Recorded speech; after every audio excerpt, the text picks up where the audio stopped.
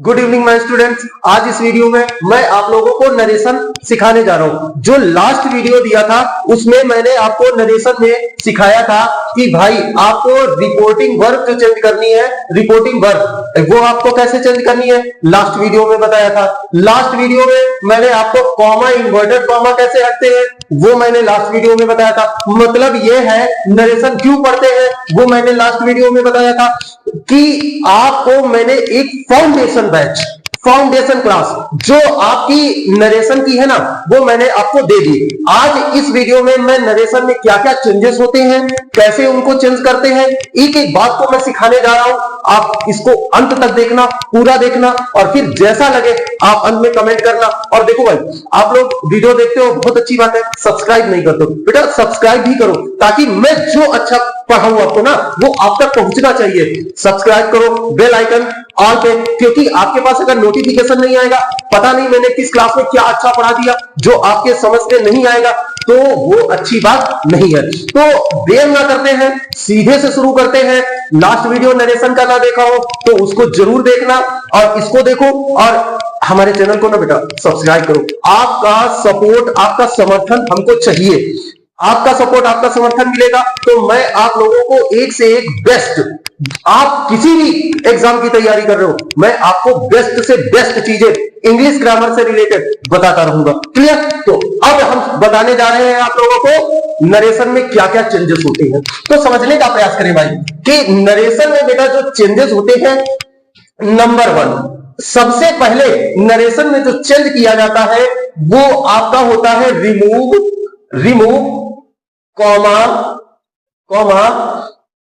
And, remove comma and inverted commas, inverted commas. अब आपको अगर बेटा नरेशन में आपको कोई चेंज नहीं करना पड़ेगा, मतलब जैसा सेंटेंस लिखा है वैसा ही लिखा रहेगा, फिर भी आपको remove comma and inverted commas वो अवश्य हटाना पड़ेगा। तो अब इन कॉमा और इन्वर्टेड कॉमा क्या होते हैं, ये कैसे लगाए जाते हैं, लास्ट वीडियो में मैंने बताया था, उसको देख लेना। यहां पर मैं कैसे क्या चेंजेस होते हैं ये आपको सिखाने जा रहा हूं। तो इसके बाद में नंबर दो पर हमें क्या करना होता है बेटा, रिपोर्टिंग वर्ब को हमें चेंज करना पड़ता है। ये नंबर दो पे है क्योंकि बहुत से केसेस में रिपोर्टिंग वर्ब नहीं भी चेंज होती है और मैक्सिमम केसेस में रिपोर्टिंग वर्ब चेंज हो जाती है। जैसे मान लो आपको 95% जो है रिपोर्टिंग वर्ब आपको चेंज करनी है, 5% आपको नहीं चेंज करनी है। कैसे? हाँ, जो नहीं चेंज करनी है वो भी मैंने लास्ट वीडियो में बताया था और चेंज करनी है उसको भी मैंने लास्ट वीडियो में बताया था। तो आपके लिए वो जो फाउंडेशन था ना बेटा, नरेशन का फाउंडेशन, वो मैंने लास्ट वीडियो में दिया है। यहां पर आप सीखने का प्रयास करें। उसके बाद में बेटा नंबर 3 पर जो आता है, नंबर 3 पर उसे कहते हैं चेंज ऑफ पर्सन। अच्छा साफ साफ आप भी लिख ले, चेंज ऑफ पर्सन। अब पर्सन में क्या बदलाव होते हैं ये मैं अब आपको बताऊंगा। उसके बाद में फिर आता है नंबर 4 पर। भाई नंबर 4 पर क्या होते हैं, वो होते हैं चेंज ऑफ टेंस।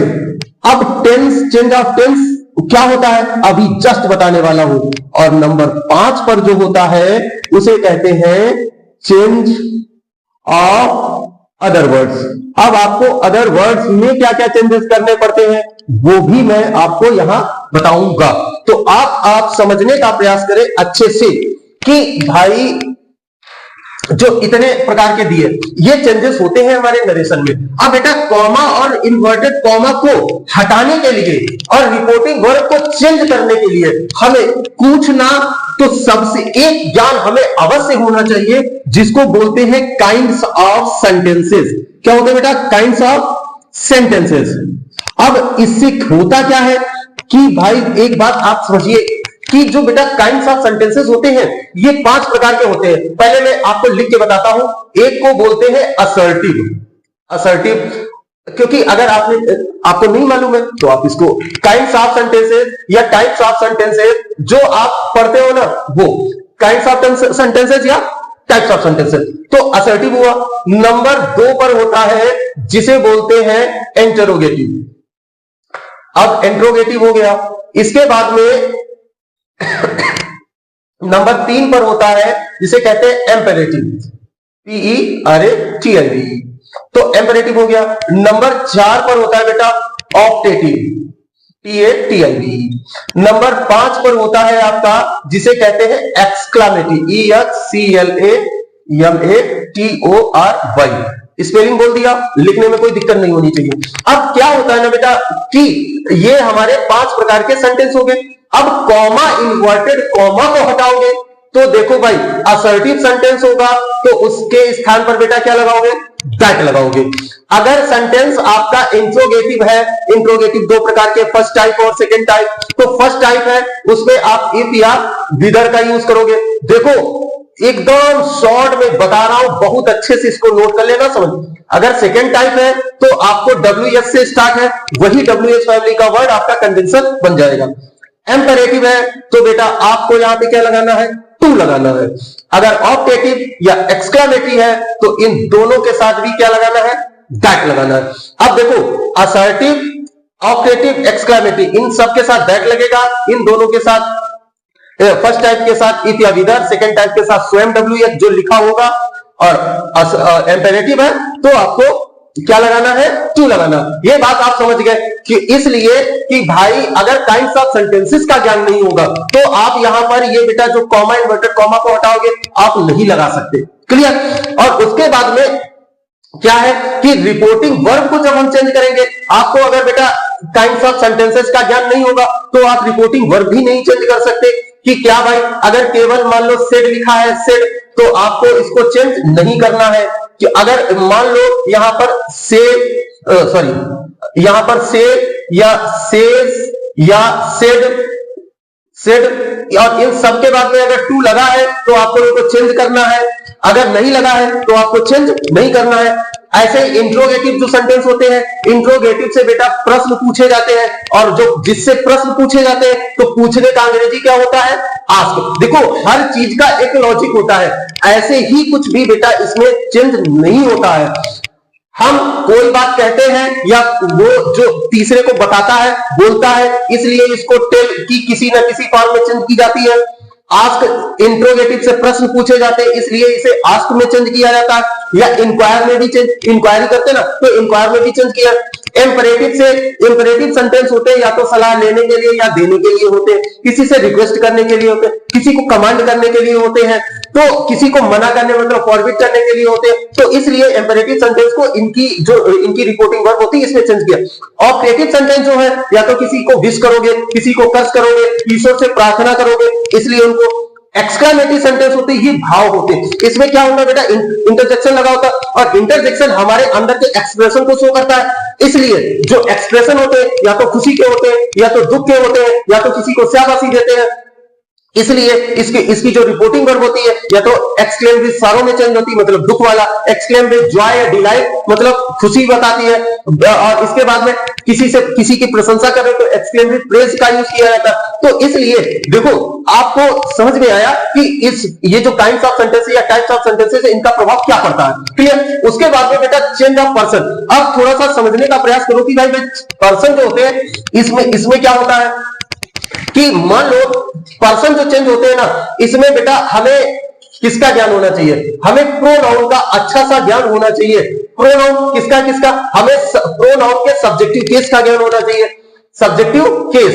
अब देखो एक एक बात, प्रोनाउन का ऑब्जेक्टिव केस का हमें ज्ञान होना चाहिए। अगर आपको ऐसा ज्ञान नहीं है तो आप प्रोनाउन चेंज नहीं कर पाओगे।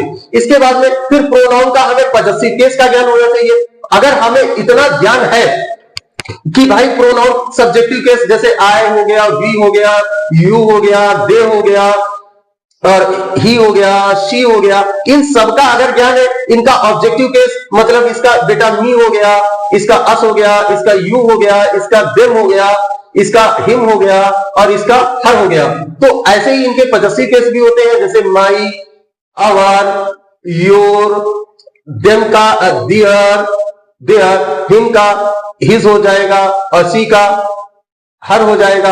अब देखो, अगर आपको इतना ज्ञान है तो आपको प्रोनाउन चेंज करने में कोई प्रॉब्लम नहीं होगी। अगर इतना ज्ञान नहीं है तो बेटा इसका ले लो स्क्रीनशॉट और सीधे से इसको रट्टा मार डालो। अगर आपको याद हो जाएंगे तुरंत तो इतना समझ लेना कि फिर आपको नरेशन में बादशाहत हासिल करने में कतई टाइम नहीं लगेगा। बस इसको पढ़ो और बस इतना अगर आपको ज्ञान है तो पक्का है। अब देखो, बस थोड़ा सा हलवा, अब मैं आपके लिए एक हलवा बनाती हूं। क्या बनाते हैं कि बेटा देखो ये कितने 1 2 3 4 5 6 7 8 9 क्लियर। अब इनके एक होता है इसका माइंड, इसका होता है आवर्स और इसका होता है योर्स। अब एक जो ये 4 या 12 लिखे हैं अच्छे से दिमाग में डाल लेना। कितना 1 2 3 4 और 1 3 4 या 12 लिखे हैं। अगर ये 12 आए हैं तो हर हाल में ये चेंज होंगे ही होंगे। सेंटेंस में सबका स्थान होता है अपना अपना। इसके अलावा इंग्लिश का कोई भी दूसरा वर्ड लिखा हो, कोई भी प्रोनाउन लिखा हो, कोई भी नाउन लिखा हो, आपको उसे चेंज करने की जरूरत ही नहीं। तो बस ये 12 याद कर लो। 1 2 3 ये बेटा आई और बी क्या फर्स्ट पर्सन का प्रोनाउन और यू का सेकंड पर्सन का प्रोनाउन और बाकी जो भी इंग्लिश में बसते हैं सब बेटा थर्ड पर्सन के प्रोनाउन होते हैं और सारे नाउन भी थर्ड पर्सन होते हैं। वो प्रोनाउन नहीं होते, वो नाउन होते हैं लेकिन थर्ड पर्सन होते हैं। क्लियर? तो ये समझ गए क्यों थर्ड पर्सन होते हैं। जैसे भाई अभी लो, ये बात आपको किसी ने, राम क्या, राम नाउन होता है और राम का बेटा ये क्या ही, तो राम का ही लिखते हैं ना। तो इसका मतलब ये भी क्या है, ये भी सिंगुलर, ये भी सिंगुलर और ये भी, ये जो है मेल, तो ये भी मेल। मतलब जब गुण सारे तो मिल रहे हैं ना, तो इसलिए जितना भी नाउन होता है सब थर्ड पर्सन होता है। और प्रोनाउन तो ये लिखे हैं, इसके स्थान पर एक इट भी होता है, कुछ भी। तो अब इनको यूज कैसे करना ये मैं आपको आगे बताऊंगा। पहले मैं थोड़ा सा आपका दिमाग खोल रहा हूं, आपको ज्ञान दे रहा हूं ये सब समझने का। अगर आपको मैं डायरेक्ट पढ़ाने बैठ जाऊं ना कि भाई ये ऐसे चेंज किया, आपको नहीं आएगा। पहले आपको अगर बैकग्राउंड आता है तो आपको नाउन में जो नरेशन लिखा है इसमें बादशाहत हासिल करने से कोई नहीं रोक सकता। तो ये हो गया। इसके बाद में एक और बात, अब बेटा चेंज ऑफ टेंस। अब टेंस जो होते हैं, टेंस को चेंज करने के लिए बस आपको कुछ नहीं, आपको बेटा टेंस का ज्ञान होना चाहिए। टेंस होते कितने हैं 12। अब लो ये भी 12 और ये भी 12। ये मतलब अगर आपको इतना आता है तो प्रोनाउन में आपकी भाषा, और अगर टेंस को चेंज करना आता है तो फिर क्या है, फिर बचा ही क्या। टाइम्स ऑफ सेंटेंस याद कर लो, इतने प्रोनाउन याद कर लो, 12 टेंस में होता क्या। टेंस का मतलब कुछ नहीं होता, केवल आपको आपके टीचर्स लोग जो होते हैं वो बेटा इधर उधर कंफ्यूज कर देते। टेंस का मतलब वर्ब। वर्ब होती क्या है, या तो भाई आपकी जो वर्ब होती है बेटा देखो, या तो आपकी एचवी होगी मतलब हेल्पिंग वर्ब, या तो आपका एमबी होगा मतलब मेन वर्ब। ले बेटर जो एचवी होती है, जो आपकी चेंज होती है भैया, होती कितनी है देखो, जो आपकी चेंज होती है वो केवल और केवल कितनी, हेल्पिंग वर्ब में 11। कौन कौन सी, जैसे is, am, are, was, verb, do, does और डिड। डू डज डिड हो गया, इज एम आर हो गया, उसके बाद में हैज, हैव और हैड हो गया। अब देखो बेटा ये कितनी हो गई, 3 3 6 3 9 और 2 11। अब ये 11 वर्ब जो लिखी है ये चेंज होती है। इसके बाद में कुछ मॉडल्स भी होते हैं वो चेंज होते हैं। कौन सा, जैसे विल हो गया, शैल हो गया और उसके बाद में बेटा कैन हो गया और कैन के बाद में यहां पर मे हो गया। अब आप इतना याद कर लो, विल शैल चेंज होता है, कैन होता है, मे होता है, न शुड, वुड, ऑट टू और विल शैल हो गया, कैन, कुड। तो इसके अलावा जो बचते हैं वो चेंज ही नहीं होते। अब आपको कितना, केवल 11 ये आपको समझनी है कि भाई आपको ये 11 सीखनी है हेल्पिंग वर्ब। ये आपको 4 सीखने हैं मॉडल वर्ब। अगर आपने इतना सीख लिया तो इसके अलावा फिर आपको होता ही क्या, फिर इसमें चेंज ही क्या होता, लॉलीपॉप सेंटेंस। और उसके बाद में बेटा ये V1 हो गया, ये V2 हो गया, ये V3 हो गया, ये V4 हो गया और ये V5 हो गया। बस फिर क्या है, अगर किसी भी सेंटेंस में पहले से V3 या V4 लिखा होगा चेंज नहीं होगा। अब लो और सरल भाई V1 और आपको चेंज कितना करना V1, आपको चेंज क्या करना V5, आपको चेंज क्या करना V2, 3 मतलब 5 जो मेन वर्ड्स होती हैं उसमें से 2 तो चेंज ही नहीं। अगर ING में लिखनी है तो ING में ही होगी। क्लियर। V3 लिखा है तो V3 का V3 ही रहेगा। भैया कभी कभी V1 चेंज हो जाता है, V5 भी चेंज हो जाता है, V2 भी चेंज हो जाता है। क्लियर। और आसान कर दे, V1 और V5 अगर चेंज होगा तो बेटा किसमें चेंज होता है V2 में, और ये किसमें चेंज होता है हेड प्लस V3 में। लो लॉलीपॉप बन गया था भाई, बस आपको इसको समझना है। क्लियर। और उसके बाद में अदर वर्ड्स जो होते हैं, जो अदर वर्ड्स में जैसे मान लो दिस का दैट हो जाता है, दैट दीज का दोज हो जाता है, और एगो का बिफोर हो जाता है, बिफोर, और उसके बाद में टुडे का अब जिसमें टू लगा हो, बस जैसे टुडे लिखा है 2 प्लस डे, तो आपको 2 को किसमें चेंज कर देना है दैट में, और डे लिखा है तो डे लगा दो, और नाइट लिखा है तो नाइट लगा दो। टू डे मतलब दैट डे, टू नाइट मतलब दैट नाइट। क्लियर। उसके बाद में जैसे मान लो बेटा आपका टुमारो लिखा है, टुमारो, तो टुमारो को आप जो चेंज करोगे ना वो भाई किसमें चेंज करोगे द फॉलोइंग डे में। अब फॉलोइंग डे में चेंज करोगे, फॉलोइंग और डे। इसके बाद में अगर एस्टरडे लिखा है, एस्टरडे, तो एस्टरडे को बेटा चेंज जो करेंगे the previous day, the previous day में चेंज करेंगे। बस अब आपने इस वीडियो में क्या सीखा कि जो चेंजेस होते हैं ना, चेंजेस वो कैसे करते हैं, चेंजेस को करने के लिए हमें क्या क्या सीखना पड़ता है। क्योंकि देखो बेटा एक बात मैं और बता दूं, एक क्या होता है, शायद आपको आपके टीचर ने पढ़ाया, नहीं पढ़ाया मुझे नहीं मालूम, लेकिन सबसे पहले क्या सीखा जाता है, सबसे पहले टेंस सीखा जाता है। उसके बाद में क्या सीखा जाता है, वॉइस मतलब एक्टिव एंड पैसिव, एक्टिव और पैसिव के भी वीडियो पड़े वो भी देख लेना। उसके बाद में फिर जाके नरेशन सीखा जाता है। अब आपको सब सारे वीडियोस में दे चुका, नरेशन में सिखाने के लिए आया हूं। क्लियर। तो अब एक एक पर डिटेल में चर्चा होगी। Change of person, change of tense, other word, ये सब कैसे चेंज किए जाते हैं सब आपको डिटेल में सिखाऊंगा। तो ये वीडियो कैसा लगा, ये सारा कॉन्सेप्ट जो था नरेशन का वो कैसा लगा, लिखना मत भूलना। क्लियर। और नए होना तो भाई इसको सब्सक्राइब भी करो और अपने फ्रेंड्स के पास इसको शेयर करना बिल्कुल मत भूलना। तो मिलते हैं अगले वीडियो में। ये वीडियो देखने के लिए आपका बहुत बहुत धन्यवाद।